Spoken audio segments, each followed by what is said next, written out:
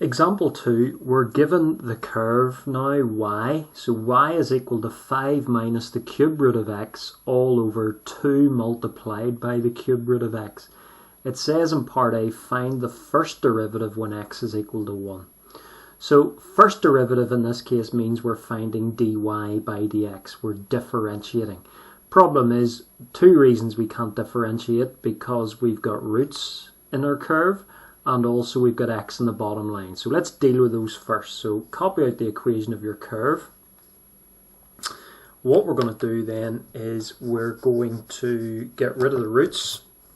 So we're going to write it as 5 minus, instead of the cube root of x, that's the same as x to the power of 1/3. And then that's all over 2 multiplied by x to the power of 1/3. Now, x is in the bottom line, but we can't move it to the top line because there's more than one term on the top line. So what we're going to do is divide each term on the top line, first of all, by 2x to the power of 1/3. So break up the numerator into two separate fractions. So we've got 5 over 2x to the power of 1/3 minus x to the power of 1/3 all over 2x to the power of 1/3. Okay, that has to happen. Okay, the next plan then, if we go to the first fraction, I'm now going to slide x to the top line because there's only one term in the numerator. So the 5 stays in the top, the 2 stays on the bottom. Slide x to the top, so we're now going to have x to the power negative 1/3. Remember to change its sign. Then over here with our other fraction, we've clearly got a negative here.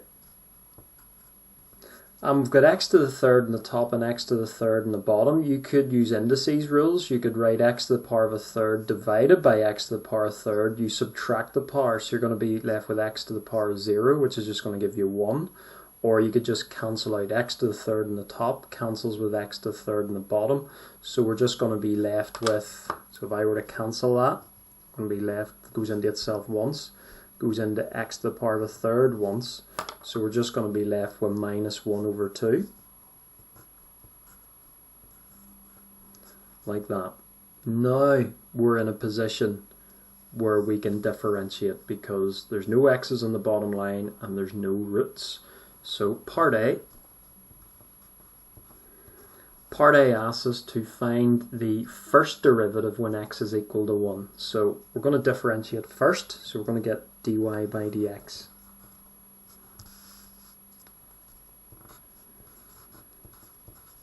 So differentiate, we're going to multiply the term by the power. So this is a positive multiplied by a negative, so that's going to give us a negative. And then we're multiplying 1/3 by 5 over 2, so that's going to give us 5 over 6.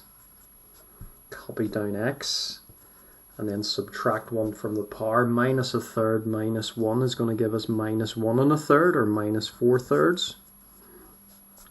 And then when you differentiate a number term, it just disappears.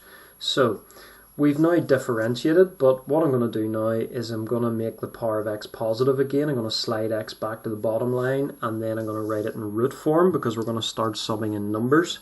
So that's going to give us minus 5 all over, slide x back to the bottom line, its power is now positive,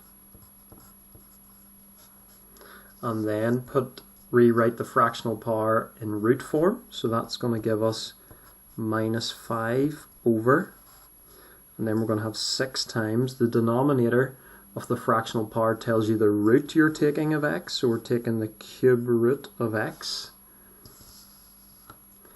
And then the other power, the power that's on the numerator of the fractional power here, this 4, will be, you can either put it under the root or you can put it outside the root. It doesn't matter. I'm just going to put it under the root. You could also put brackets around the cube root of x and put the power outside. Both are the same thing. So now we're going to work out what dy by dx is when x equals 1, because that's what the question said. It said find dy by dx, find the first derivative when x is 1. So when x equals 1,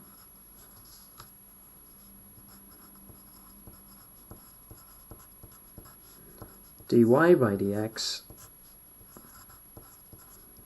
is going to equal minus 5 over 6 times the cube root of 1 to the power of 4.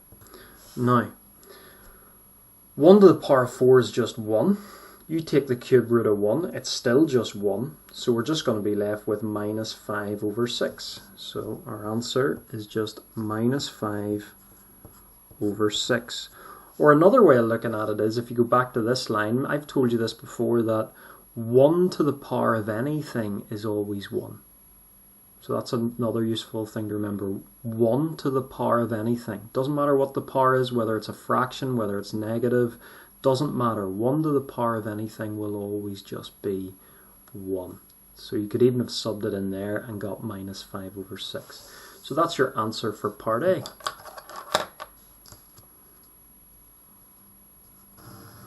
Okay, if we go back to the question again, so example 2, then if we go to part B, find the second derivative when x is 1. So the second derivative means that we have to differentiate the first derivative. So there was our first derivative here, or here. It's probably better here because there's no x's in the bottom line, there's no roots. So what we're going to have to do is differentiate this line to get the second derivative. So part B, we want to get the second derivative, d2y by dx squared. So let's skip up to this line. We're going to differentiate dy by dx, which means we're differentiating this term. So to differentiate this term, you multiply the term by its power. So you're multiplying the entire term by minus 4/3. So a minus multiplied by a minus is going to give us a plus. And then 5 4s are 20 and 6 3s are 18. So we're going to have 20 over 18. And then copy down the x. And then if I skip back up again to this line here. So at the minute we've got 20 over 18x and then subtract 1 from the power. So we've got minus 1 1/3. If you subtract another 1, you're going to get minus 2 1/3. Which as a mixed fraction is minus 7 over 3. So if we go back down to this line, the power of x is going to be minus 7 over 3. Okay, so again, what I'm going to do now is I'm going to cancel the fraction, slide x back to the bottom line and make its power positive. So if we cancel the fraction, 2 goes into both, so that's going to be 10 over 9. And then x is coming down to the bottom line to join the 9, so we change the sign of its power. So it's now going to be 10 over 9, x to the power 7 over 3. Again, now I'm going to rewrite in root form because we're going to sub numbers in. So we're going to get 10 over 9 upon the cube root of x to the power 7. And what's going to happen now is we're going to work out what the second derivative is when, if we go back to the question, when x is equal to 1. So we're going to get when x equals 1, the second derivative d2y by dx squared is going to equal 10 over 9 upon the cube root of 1 to the power 7. So again, 1 to the power 7 is just 1. 1 to the power of anything is 1. You're then taking the cube root of 1, which is just going to be 1. So you're just left with 10 over 9. So we've worked out the value of the second derivative when x is just 1. And that's our answer for part B.